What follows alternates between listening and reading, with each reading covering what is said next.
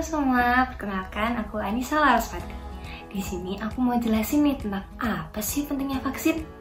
Nah, kalian yang nonton video ini udah pada vaksin semua belum? Bagi yang sudah atau belum vaksin, yuk simak video ini lebih lanjut. Vaksin merupakan produk biologis yang dapat menghasilkan imunitas spesifik untuk penyakit tertentu. Sedangkan vaksinasi merupakan pemberian vaksin ke dalam tubuh untuk menghasilkan imunitas spesifik untuk penyakit tertentu. Nah, terus apa sih bedanya vaksinasi dan imunisasi? Imunisasi sendiri merupakan proses yang menyebabkan seseorang menjadi imun, sehingga tercegah dari penyakit melalui vaksinasi. Istilah vaksinasi dan imunisasi sendiri sering digunakan bergantian. Dari pengertian di atas, dapat disimpulkan bahwa vaksin COVID-19 merupakan vaksin yang nantinya akan digunakan untuk menangani penyakit coronavirus 2019. Dalam pemberian vaksin COVID-19 tentu saja terdapat tujuannya. Yang pertama, untuk menurunkan kesakitan dan kematian akibat COVID-19. Yang kedua, mencapai kekebalan kelompok atau herd immunity untuk mencegah penularan dan melindungi kesehatan masyarakat. Yang ketiga, melindungi dan memperkuat sistem kesehatan secara menyeluruh.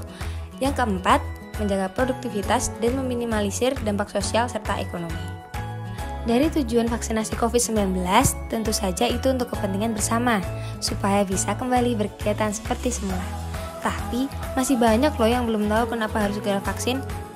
Per 10 Juli 2021, orang yang sudah vaksin di Indonesia sebanyak 14,9 juta orang, masih jauh dari keseluruhan rakyat Indonesia. Agar lebih yakin, yuk kenali jenis-jenis vaksin COVID-19 dan efikasinya. Berikut ini merupakan jenis-jenis vaksin. Pasti ada yang udah pernah dengar kan? Vaksin yang paling familiar saat ini di fasilitas kesehatan, khususnya di daerah istimewa Yogyakarta, yaitu Sinovac dan AstraZeneca. Loh, tapi itu kok ada yang habis vaksinasi malah sakit? Nah, setelah vaksinasi itu ada yang namanya efek samping. Efek samping vaksinasi pada setiap orang tentu saja berbeda. Namun tenang aja, vaksin yang telah beredar di Indonesia tentu saja sudah melalui uji klinis yang panjang, sehingga efek samping pun tidak berbahaya. Tenaga kesehatan pun sudah melakukan screening tiap orang yang akan vaksin, sehingga dapat mengindikasi orang yang mampu atau tidak menerima vaksin tersebut. Ayo vaksin, biar cepat mencapai herd immunity, terus bisa main-main lagi. Loh, emang herd immunity apa sih? Yaudah, yuk kita bahas sekarang.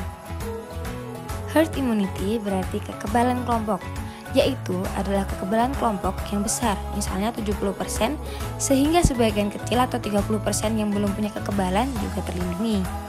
Herd immunity sendiri dapat dicapai melalui herd immunity alami atau herd immunity buatan seperti vaksinasi.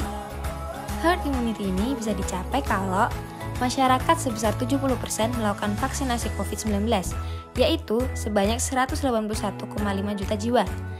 Selain itu, kita juga harus tetap menjalankan upaya 5M, yaitu mencuci tangan, memakai masker, menjaga jarak, menjauhi kerumunan, dan mengurangi mobilitas. Jadi, udah nggak ada alasan buat gak vaksin lagi kan?